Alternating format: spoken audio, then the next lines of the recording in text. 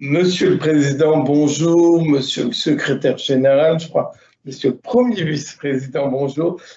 Merci de prendre un peu de votre temps et je sais que celui-ci est vraiment compté pour répondre à cette audition dont je vous ai parlé, qui fera une synthèse et qui sera remis au ministre concerné. J'espère que ça va avoir du poids dans les années qui viennent. Peut-être donc la première question, c'est Constant Blard-Papillon qui la pose. Oui, bonjour Monsieur le Président, bonjour à tous. Alors la première question, elle est un peu incontournable pour démarrer cette audition. C'est vrai qu'avec la crise qu'on traverse, on s'est rendu compte qu'il y avait une course au numérique. Est-ce que vous, au sein donc de l'Union nationale de la poissonnerie française, est-ce que vous avez eu l'impression que vos adhérents vous sollicitaient de plus en plus, ou en tout cas émettaient un peu des inquiétudes au niveau du numérique et venaient vous demander un peu d'aide?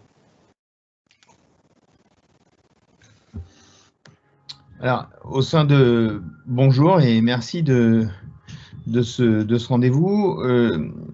Simplement, au nom de l'organisation de poissonniers et cahiers de France, vous avez parfaitement raison, on se pose plein de questions sur le numérique. On a surtout l'impression, si vous voulez, que l'effet d'annonce dont on parlait tout à l'heure de M. Macron et la demande de M. Griset de s'intéresser un petit peu à nous fait énormément plaisir. Hein, ça ne nous surprend pas, mais ça nous fait plaisir. On ne comprend pas très bien comment cette aide ou ce passage au numérique pourrait s'appliquer à nos petites entreprises. Et aujourd'hui, on a l'impression qu'il y a pas mal de budget, mais qu'il est quand même en majeure partie dédié à des formations ou à des commerçants de la grande distribution déjà largement équipés en numérique, et on se sent un petit peu le parent pauvre parce qu'on ne comprend pas bien les tenants et aboutissants, et qu'aujourd'hui on a beaucoup de non-dits et de choses en tout cas mal compris. On a mal compris certaines annonces. Donc l'objectif pour nous de cette réunion, c'est de comprendre comment vous pouvez nous aider concrètement à notre passage au numérique, financièrement, mais pas uniquement. C'est-à-dire comment vous nous aidez concrètement pour construire alors soit un site marchand, soit un click and collect, soit autre chose, et comment on existe dans cet univers numérique quand on est un petit commerçant artisan dans des zones où on rayonne sur des zones limitées. Donc tout ça, ce sont des questions qu'on se pose, oui. Juste pour compléter les propos de Silver, donc pendant la crise sanitaire, c'est sûr que le numérique, c'était pas dans la nature et dans l'ADN du poissonnier, encore que certains avaient commencé déjà avant la crise à s'y mettre via des plateformes existantes, notamment au cœur des villes.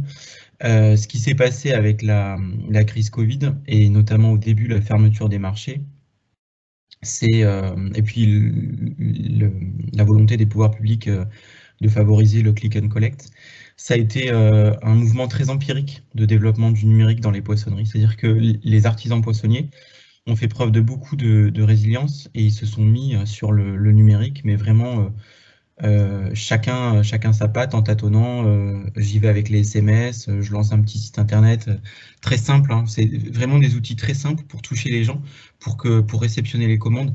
Et là, ils se sont dit qu'effectivement, il y avait un virage numérique à faire. Mais on en est là à date. Bernard, tu veux compléter peut-être avec tes poissonniers SCAP, c'est peut-être un peu différent?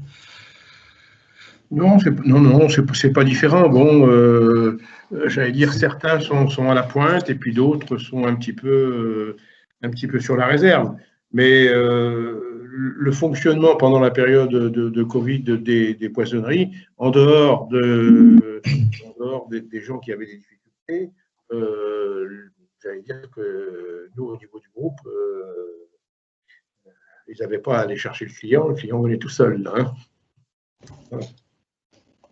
Oui, et c'est vrai que dans les cœurs de ville, on a vu quand même que les poissonneries, il y avait du monde. Alors, je sais que la queue, maintenant avec l'espace, la distanciation, il y a plus de queue, mais c'est vrai.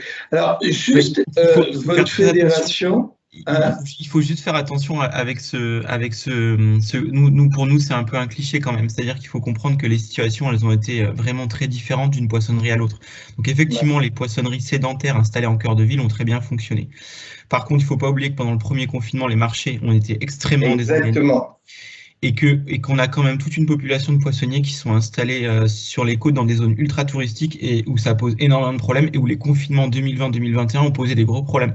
Alors, pas partout, effectivement, il y a des endroits où ça a bien fonctionné. La Bretagne, ça continue à bien fonctionner, mais le Pas-de-Calais, Nord-Pas-de-Calais, ça a été compliqué. Et puis toute la côte pré-saisonnière, Île de Ré et compagnie, Sylvain est bien placé pour vous en parler, ça a été difficile. Et juste sur peut-être Sylvain, tu peux donner toi ce que tu as fait quand même sur le numérique, parce que tu as été un peu tu as fait un système de SMS avec ton ordinateur, tes meilleurs clients, tu leur as envoyé tous les matins, voilà, l'arrivage du jour, mais par ta base en fait SMS, en fait, par ta base de clients, et eux te commandaient derrière. Bien sûr. Nous, ça, on l'a mis en place très vite. On l'avait déjà un petit peu. On l'a mis en place très vite dès le premier confinement, où effectivement, on a fait nos offres du jour et on a fait un service de livraison. Alors, c'est un petit peu lourd à faire et à gérer, mais ne serait-ce que faire une liste de SMS et envoyer une information sur une liste de SMS, déjà c'est compliqué. Et je peux vous assurer que je suis quelqu'un qui, je ne suis pas plus fort que les autres, hein, mais j'aime beaucoup et je travaille sur ordinateur comme tout le monde. Maintenant, et puis voilà, on a un système de caisse sécurisé, hein, comme on nous l'a demandé il y a quelques années. Donc, on a un serveur, on a des moyens informatiques, comme tout le monde, comme tous les commerçants, comme toutes les entreprises, en fait, parce que nous sommes des entreprises.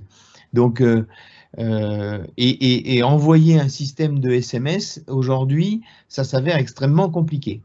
Envoyer un email au client, il ne les lise pas, parce que il les lise pas, ou en tout cas ça atterrit dans les spams, et le temps il nous faut un moyen de communication ultra rapide. Il y a WhatsApp, bien sûr, qui est très bien pour ça, pour faire des groupes WhatsApp et envoyer des choses, mais il y a un côté, ça manque de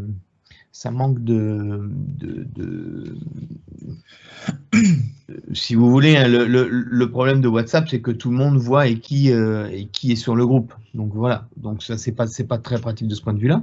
En revanche, sur les SMS, eh ben ça s'avère assez compliqué. Mais bon, je veux pas.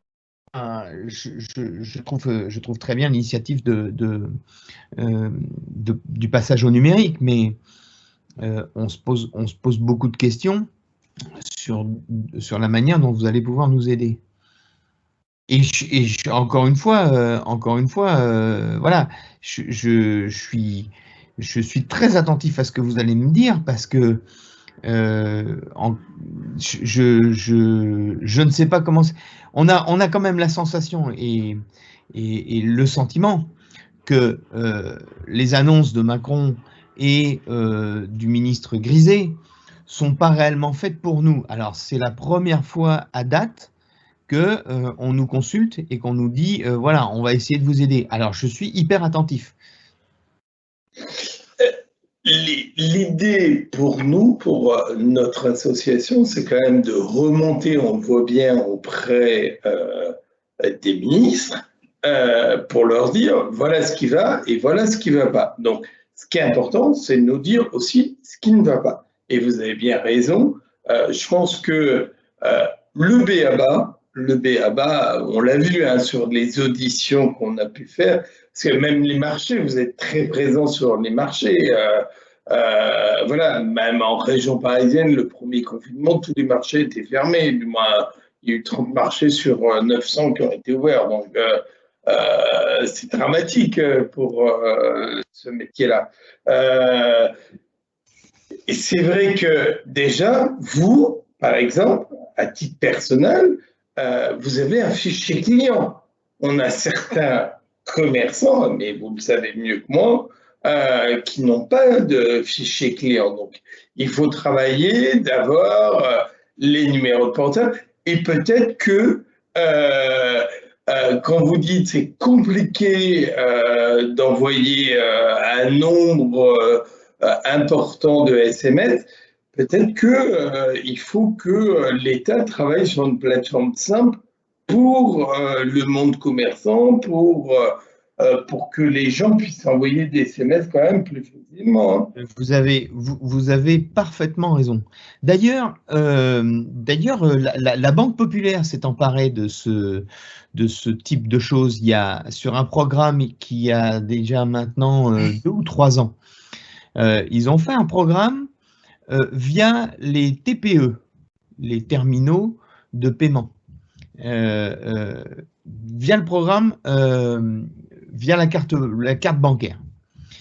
Bien sûr, il faut un accord, et il faut l'accord au moment du paiement, il faut l'accord du client qui accepte de laisser son numéro de téléphone, mais toute cette base, la banque a cette base et la banque connaît les numéros de téléphone de nos clients.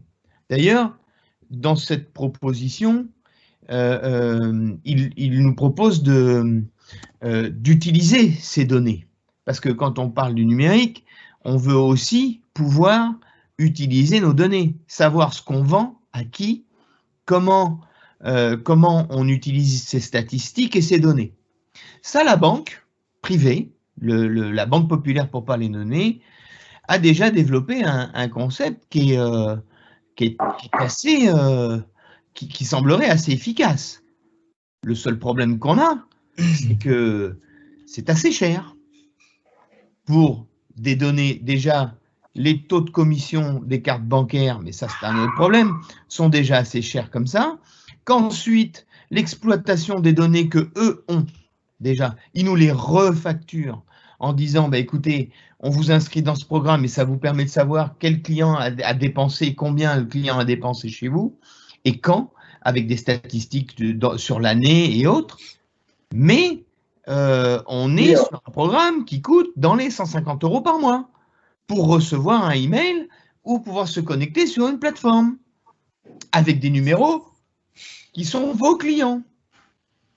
Alors, c'est bien gentil, mais ça nous coûte très très cher cette histoire. Mais là, ça va nous poser un autre problème politique, parce que j'ai quand même des doutes qu'à un moment, le gouvernement fasse quelque chose, vienne chasser sur les terres de la banque. Hein. Ça m'étonnerait que le gouvernement nous propose une aide ou une plateforme qui vienne chasser sur les terres ou sur l'offre commerciale que peuvent nous proposer les banques. Donc ça, ce serait pourtant une réelle avancée. Parce qu'aujourd'hui, ça, c'est quelque chose qui nous est facturé. Donc, ben, on le prend plus ou moins bien. Bon, ça fonctionne pas trop pour… En plus, si vous voulez, c'est un abonnement à l'année, donc forcément, ça vous coûte quand même pas mal d'argent, et que ça ne prend pas en compte ni la saisonnalité, ni ce qui se passe sur les marchés. Voilà, c'est parfait pour un fleuriste, mais c'est pas forcément super adapté pour un poissonnier. Par contre, le coût est très élevé. C'est intéressant ce que vous me dites. C'est vrai que je ne suis pas au courant de tout. Par contre, ce que je note bien dans la synthèse, c'est vraiment de travailler sur… C'est de l'or, votre fichier client. Pour vous, hein, pour le commerçant, d'avoir un fichier propre client, c'est de travailler là-dessus et de voir de quelle manière communiquer avec ses clients. Et le numérique aujourd'hui peut vraiment, l'argent qui est mis dans le numérique peut vraiment servir à ça déjà. C'est la première chose. Vous avez parfaitement raison, Monsieur Creuset, parce qu'il y a deux aspects à mon sens. Le premier, il est l'exploitation des données de notre fichier client qui est notre patrimoine, qui est le patrimoine de l'entreprise aujourd'hui. Ça fait partie du patrimoine de l'entreprise, c'est son fichier client. Attention, il évolue, il est en mouvement perpétuel, le client n'appartient à personne. Simplement, valoriser ce fichier client, c'est quelque chose de capital pour nous. Voilà. Ça, oui. La deuxième chose, concernant le numérique, c'est la capacité de chaque commerçant à aller chercher des nouveaux clients. Et là, il y a encore autre chose. Alors, qu'on nous facture le fait d'utiliser des données qu'on a, simplement sur le fait que, effectivement, on n'est pas très au fait et que ce n'est pas notre métier et que ça exigerait des efforts supplémentaires de notre part sur des structures qui sont petites, parce que l'idée, c'est d'aider les petites structures, contrairement à ce qui peut se faire, c'est d'aider les petites structures qui n'ont pas les moyens de le faire. Il me semble que c'est le principe d'une aide. Mais la grosse structure qui déjà a un service complet informatique, un service communication et un service je ne sais pas quoi, bah, c'est de la subvention, c'est plus de l'aide. On leur fait un cadeau. Nous ce n'est pas le cas. D'accord? Donc, nous, on a réellement besoin de l'aide à l'exploitation des données que nous avons. Et ça passe par un outil informatique. Donc, oui, si vous avez une solution à nous proposer, oui, ça nous intéresse. Mais il n'y a pas que ça qui nous intéresse. Ce qui nous intéresse aussi, c'est comment on va chercher des nouveaux clients. Et quels sont les moyens que vous voulez mettre en place pour qu'on aille chercher des nouveaux clients. Donc, il y a bien deux aspects sur le numérique. L'exploitation des données, que nous ne sommes pas capables de faire parce que notre métier principal, c'est quand même de préparer, de vendre, d'acheter du poisson pour nos clients et de nourrir les Français ou une partie de la France. Donc ça, c'est quand même notre métier. Donc cette aide serait vraiment la bienvenue, qu'on puisse nous aider sur l'exploitation de ces données et à travailler un petit peu mieux en considérant que effectivement nous sommes des petites entreprises et nous avons besoin d'aide.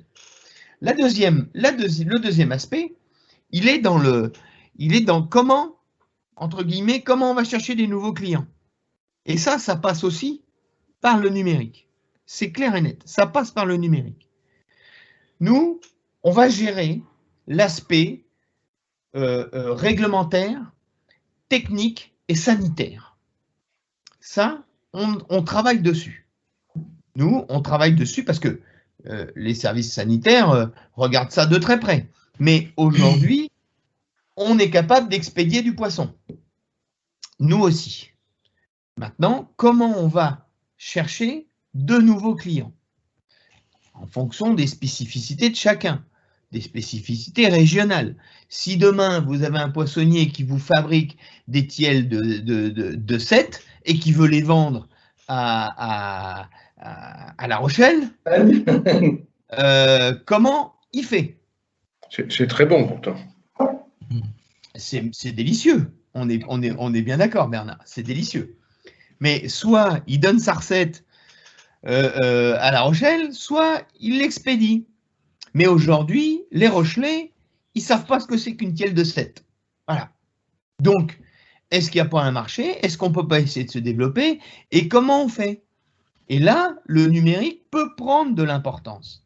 Et puis, quand on dit à nos poissonniers, le gouvernement va vous aider, d'accord? On va vous aider pour passer au numérique. Alors déjà, tout le monde sourit, hein, parce que ce serait quand même la première fois qu'on nous aiderait. Bon, mais on leur dit, si, là c'est du sérieux, vraiment, ça, il faut qu'on relance le truc, on y va à fond.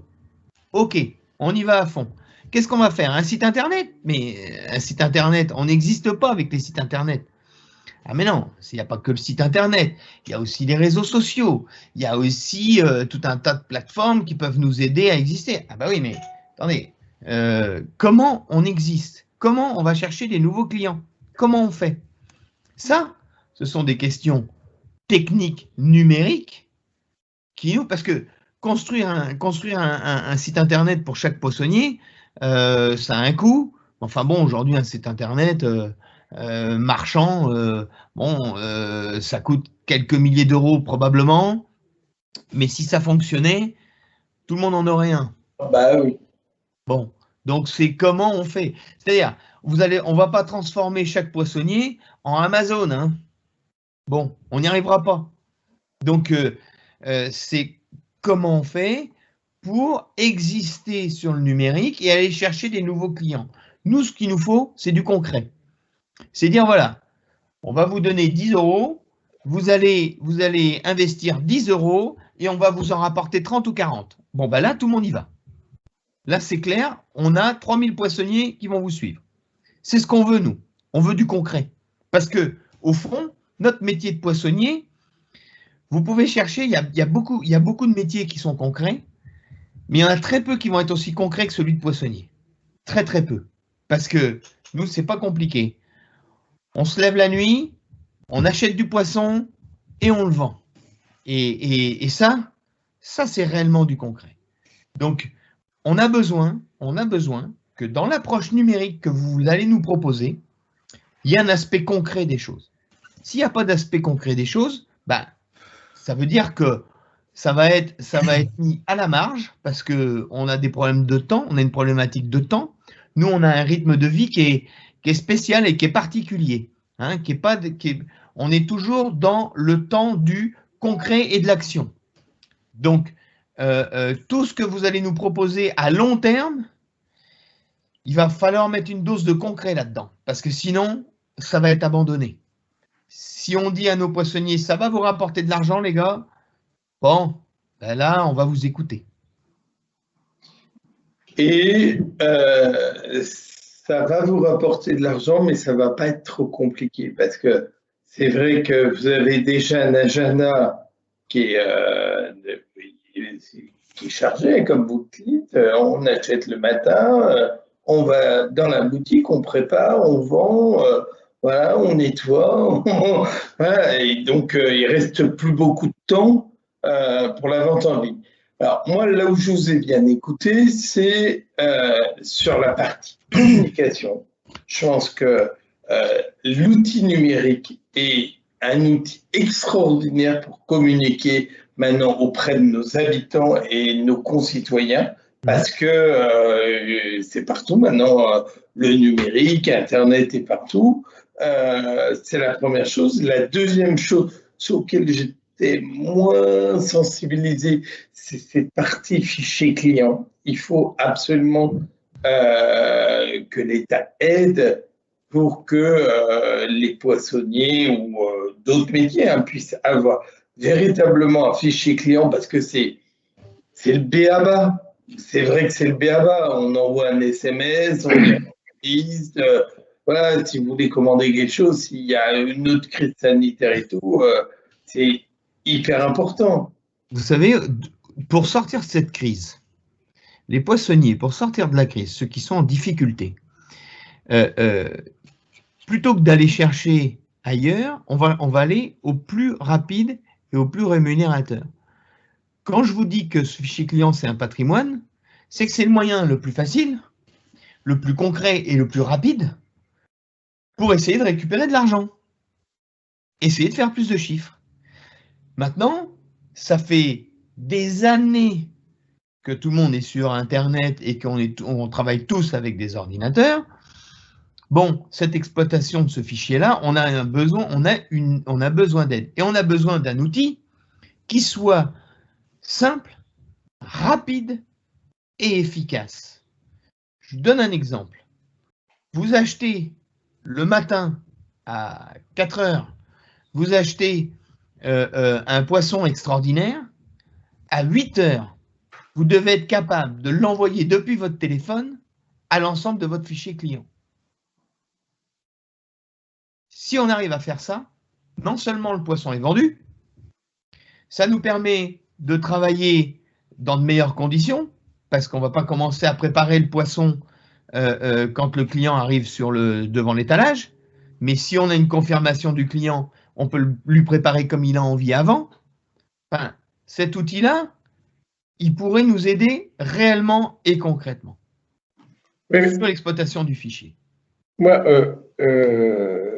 Sylvain, moi, ce que j'aimerais, c'est savoir comment on l'envoie au client. Parce que le problème, il est là. C'est que tout à l'heure, je vous entendais parler et tu disais à juste titre, les mails, il ne les regarde plus. Aujourd'hui, le SMS, c'est le moyen de communication le plus pratique, le plus rapide, le plus utilisé par l'ensemble des gens qui ont un téléphone. Par contre, pourquoi? Parce qu'aujourd'hui, il n'est pas encore pollué. Hein. C'est-à-dire qu'aujourd'hui, des SMS de pub, on en reçoit relativement peu. Le jour où on va commencer à avoir de la pub, du boucher, du boulanger, du poissonnier et toutes les grosses structures style Amazon, hein, terminé le SMS. Donc, il faut trouver, et aujourd'hui, ce qui semblerait se dégager, c'est des applications, hein, c'est-à-dire une application voilà, qui pourrait être d'ailleurs commune à tous les poissonniers, hein, mais une application que le consommateur accepte d'utiliser. Parce que je crains que tout basé sur le SMS, à court terme, c'est terminé. Dès l'instant où on va être envahi par les SMS, ça risque de poser un problème. Donc, bon, aujourd'hui, c'est vrai que l'application semblerait… Bon, au niveau du groupe, nous, on est en train de mettre en place une application, non pas pour le consommateur, mais pour les poissonniers, pour qu'ils aient sur leur smartphone leur bordereau, leur facture, la possibilité de commander. Parce qu'aujourd'hui, on en est encore au SMS. Et le problème du SMS, c'est qu'il faut répondre, il faut… Donc, je ne pense pas que le SMS soit quelque chose d'avenir. Voilà ce que je voulais dire. Juste la chose par rapport au SMS, ce que je trouve intéressant, c'est que vous êtes des commerçants de proximité également, donc vous êtes proche des gens. Et de recevoir un SMS, je pense que autant pour Amazon, c'est dérangeant, autant par son poissonnier, son commerçant alimentaire, parce que ça se périme vite, ça peut avoir un intérêt. Voilà, j'ai réfléchi, mais je trouve que c'est vraiment quelque chose d'intéressant. Le SMS aussi, peut-être que ça permet de discuter rapidement, du moins d'envoyer juste un petit message, hein, pas envoyer un truc à rallonge. Hein. Le seul souci, c'est ça, c'est qu'un SMS, c'est très pratique, c'est très agréable. Quand vous le recevez, vous êtes même content quand vous le recevez de votre poissonnier parce que vous dites, bon, il est reconnaissant, et je suis client. Voilà. C'est ce qui se passe aujourd'hui. Par contre, ce qu'il faut penser, c'est qu'à terme, je pense que le boucher, le boulanger, et puis comme je vous dis, à terme, quand vous allez recevoir autant de SMS polluants que vous recevez d'emails, hein, regardez le problème des emails, et c'est catastrophique, quoi. Hein. Vous êtes complètement pollué. Vous avez 50 emails, il y en a un qui vous intéresse, tout le reste, c'est de la pub. Alors, on n'en est pas arrivé là au SMS, mais on en prend le chemin. Il n'y a pas de secret.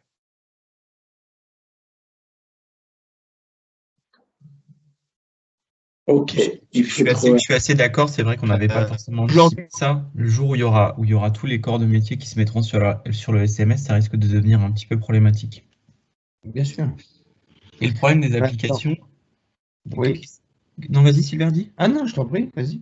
Non, et le problème des applications, c'est sûr qu'il n'y a aucune application qui a l'écho d'Amazon actuellement. Vous posez la question aux gens, Amazon, la plupart du temps, les gens connaissent et utilisent. Les autres applications, notamment celles dans l'alimentaire, on en a écouté plusieurs. Ça pose des soucis. C'est qu'à part au cœur des villes, finalement, il y a trop peu d'offres pour attirer de la demande. Et ce qui fonctionnera, un modèle qui fonctionnerait encore pas trop mal, mais qui peine à se développer, c'est les applications collaboratives de commerçants dans les villes, qui se créent une plateforme pour vendre en local. Mais ça, c'est pareil, on a quelques exemples, mais pas beaucoup. Ce que j'ai compris, hein, il faut quelque chose de simple, comme un SMS, à envoyer au client. Il ne faut pas que ce soit compliqué pour que ce soit le poissonnier, le boulanger et tout. Il faut que le matin, voilà, ça lui prenne pas plus d'une minute 30, qu'il envoie le truc et et qu'après, mais ça peut être, quand on dit un outil de communication pour le centre-ville, ça peut être dans l'outil de communication en disant le poissonnier Intel a telle marchandise qui est arrivée, il fait le thon à 20 € le kilo. Je dis une bêtise, mais voilà. Probablement. Alors, après, Ouais, il faut savoir jusqu'où on va, parce que envoyer une information, envoyer un SMS, comme vous dites, c'est 1 minute et demie, ça c'est de l'information. Voilà. La seule difficulté, c'est que derrière, il y a le traitement.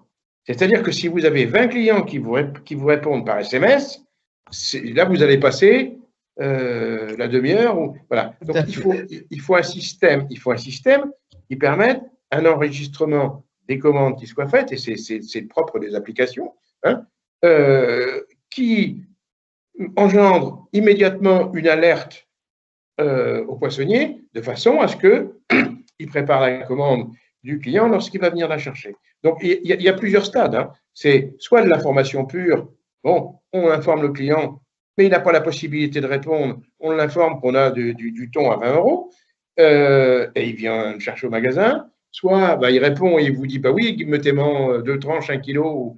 Et là, après, derrière, il faut gérer. Et puis, il y a un autre aspect aussi. Alors, tu as parfaitement raison, Bernard. Et il y a un autre aspect qui nous embête. C'est dans le regroupement.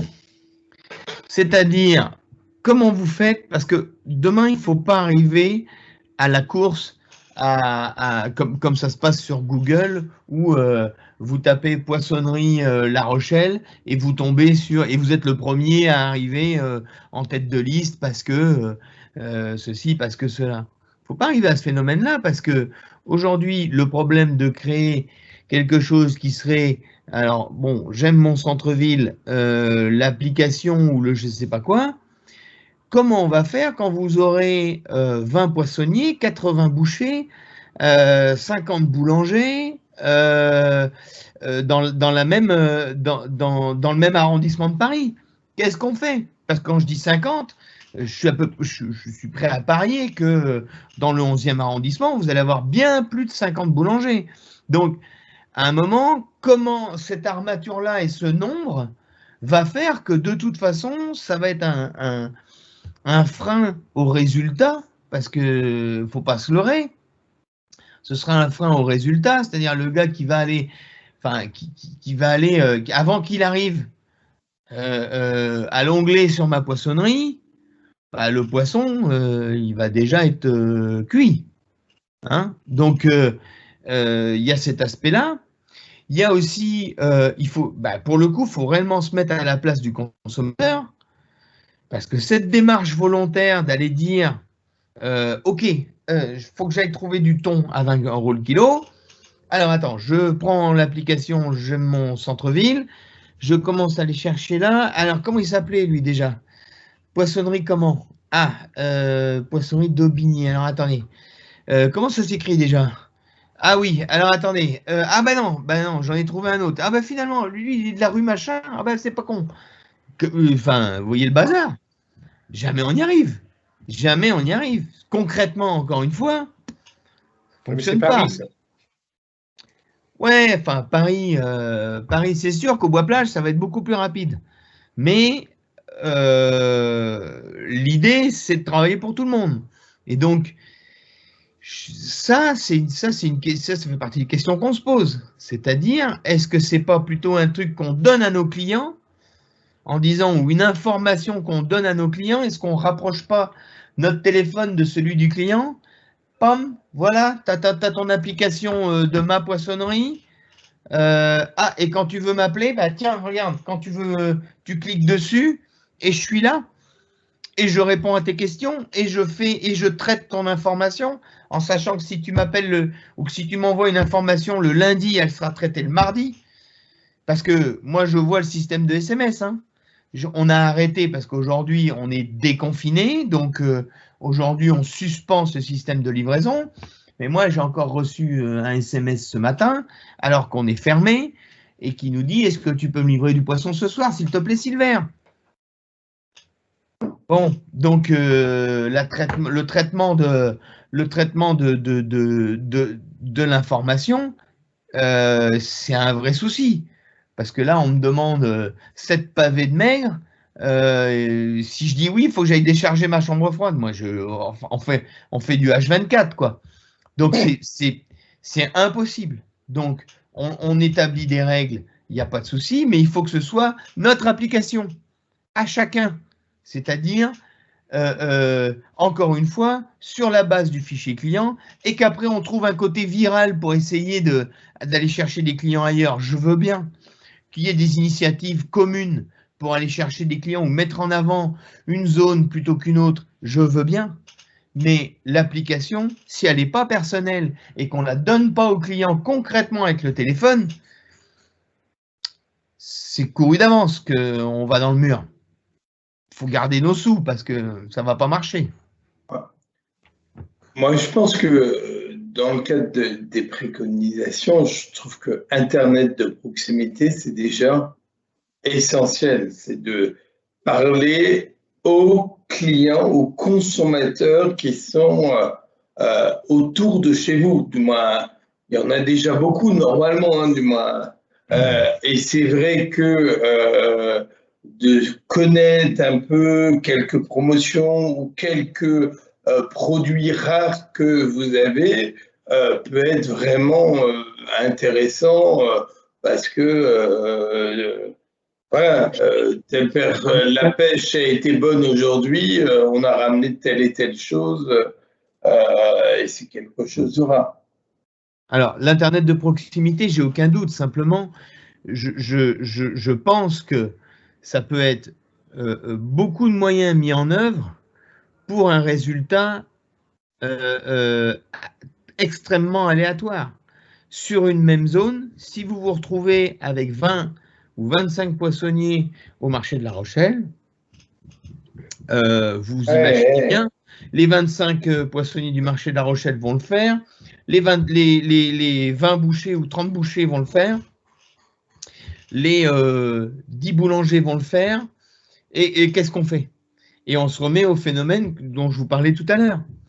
Donc en fait, moi, ce qui me semble dommage, c'est d'investir beaucoup d'argent dans quelque chose qui concrètement n'en rapportera pas aux entreprises. Encore une fois, je veux dire, il ne faut pas que l'Internet de proximité ne serve à rien. Je suis d'accord, il peut être très utile, mais il faut faire extrêmement attention.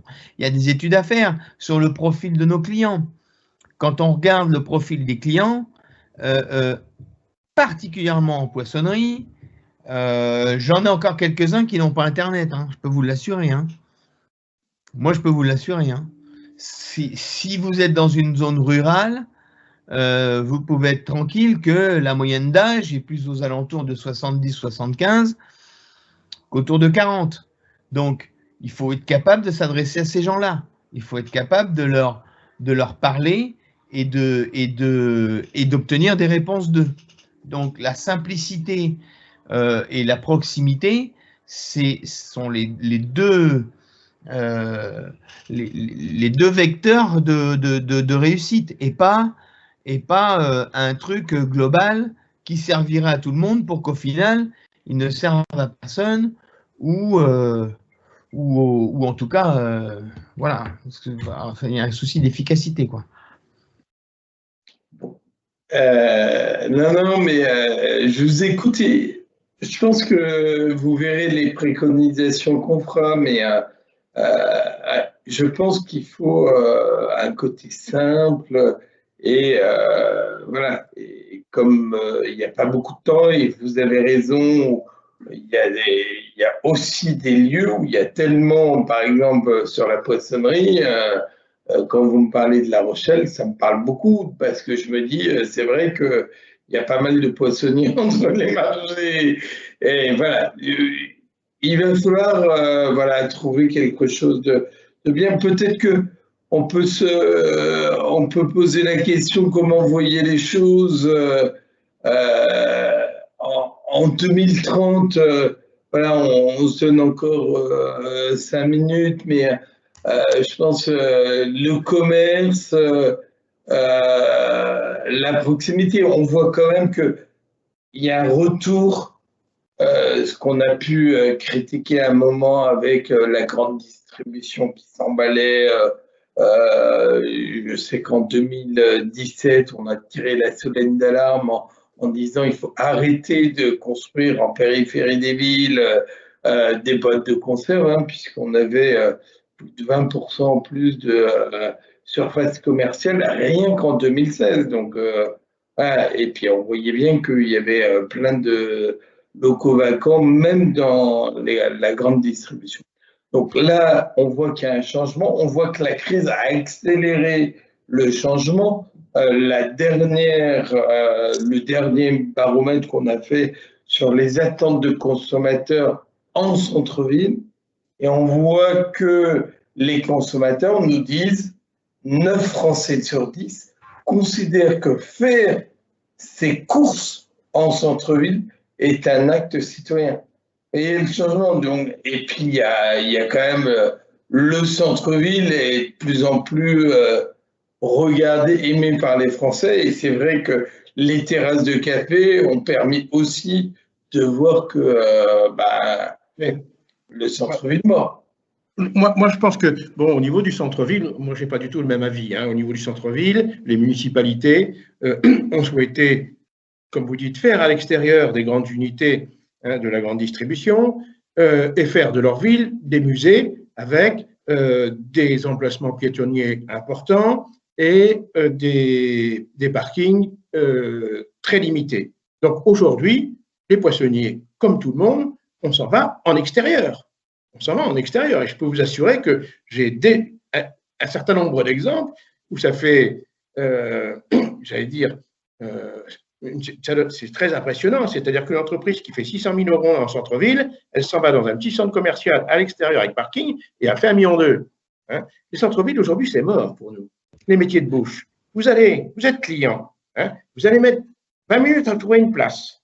Vous allez payer 1,20 € ou 1,50 € hein, pour aller 5 minutes, enfin, la moyenne d'achat en poissonnerie, c'est 6 minutes, hein, pour aller 6 minutes acheter votre poisson. Non, il ne faut pas rêver dans les centres-villes.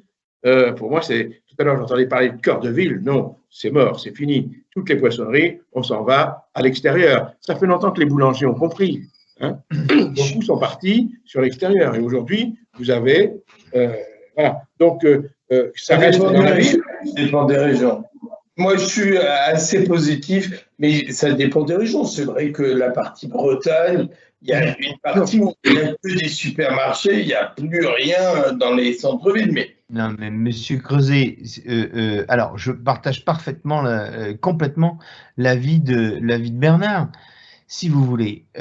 C'est problématique aujourd'hui, mais c'est un niveau qui nous dépasse malheureusement, et je le regrette, soyez-en certains. Mais c'est bien de venir nous voir et c'est bien de nous interroger sur la capacité des cœurs de ville à vivre et à exister quand depuis 30 ans, toutes les mairies, tous les gouvernements depuis 30 ans ont autorisé les ouvertures de supermarchés le dimanche, ont favorisé dans des zones imposées différemment, notamment sur les taxes d'habitation et sur autres, que toutes les mairies de France ont imposé un minimum de parking en centre-ville en sachant parfaitement que c'était impossible, en favorisant les zones à l'extérieur. Et aujourd'hui, on nous dit, bon, comment on fait pour qu'on valorise de mieux en mieux le cœur de ville? Ce sont les gouvernements successifs et les mairies qui, depuis 30 ans, ont décidé, comme le disait Bernard, de faire des musées au centre-ville. Donc, moi, il ne sera pas acceptable de dire que les centres-villes meurent par notre faute. Non, ça, ce sera un discours qu'on refusera chez les poissonniers et chez les commerçants alimentaires. On refusera ce discours-là qui consistera à dire que les commerçants ne sont pas assez bons, qu'il faudrait qu'on fasse, comment on va faire pour s'en sortir. Non, c'est la politique qui a décidé, la politique urbaine qui a décidé depuis 30 ans de vider les centres-villes.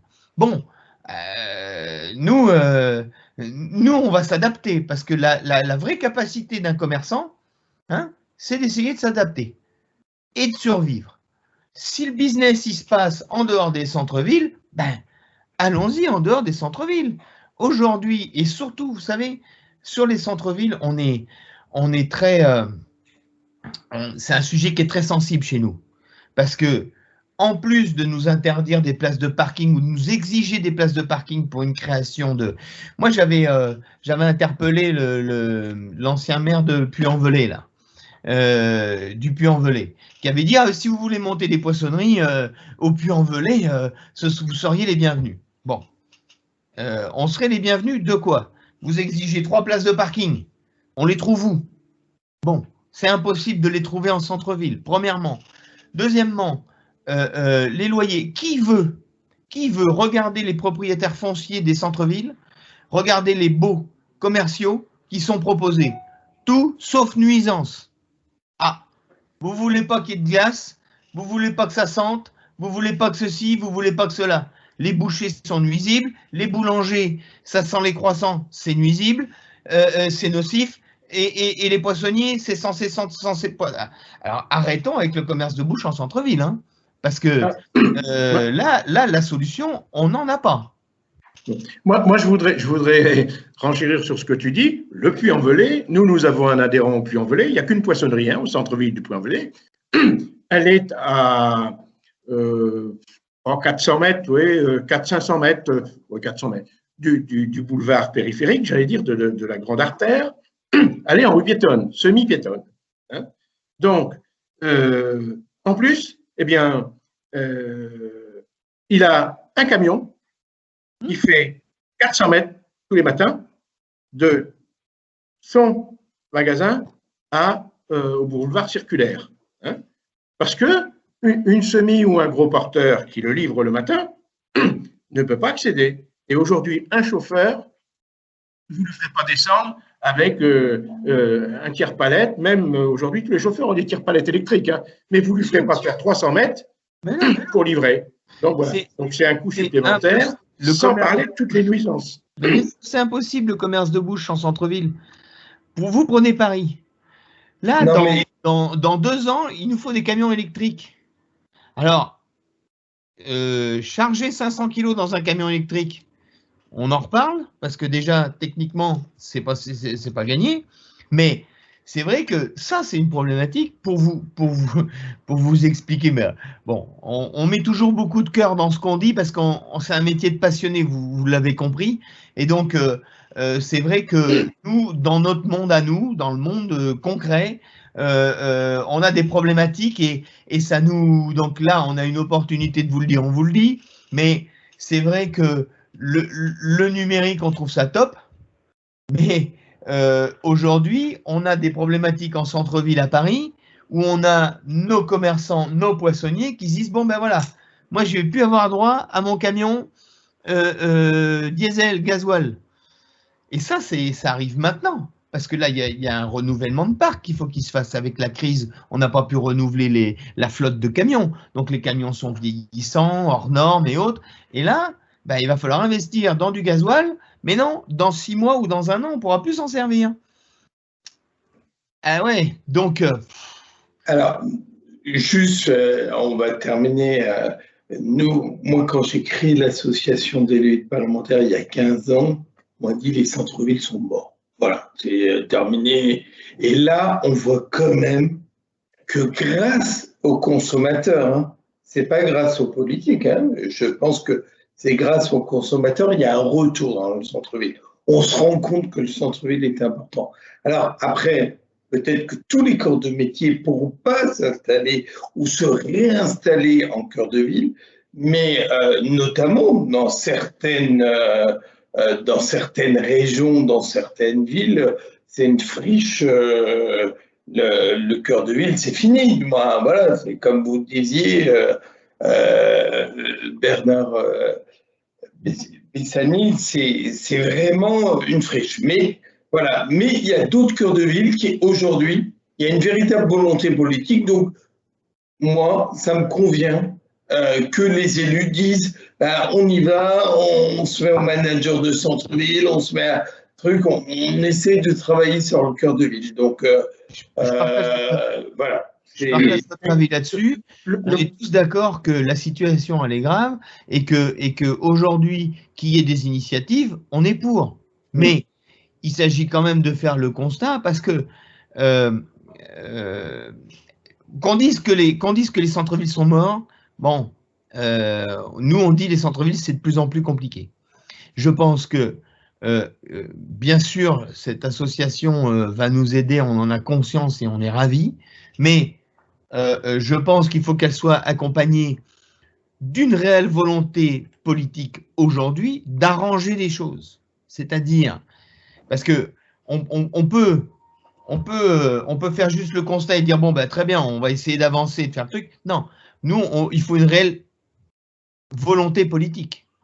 Il faut ouvrir les choses. Si vous voulez ouvrir le centre-ville, il faut réformer le stationnement dans le centre-ville, il faut laisser les commerçants travailler, il faut laisser les commerçants déballer devant leurs enseignes.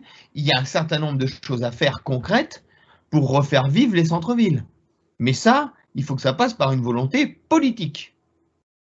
S'il n'y a pas de volonté politique, on sera dans le balbutiement. On aura des initiatives qui seront très bien vues à droite ou à gauche, dans une ville plutôt que dans une autre, mais à part créer des inégalités d'un centre-ville à l'autre, on n'aura pas de réelle volonté et de réelle progression. Moi, c'est mon sentiment aujourd'hui.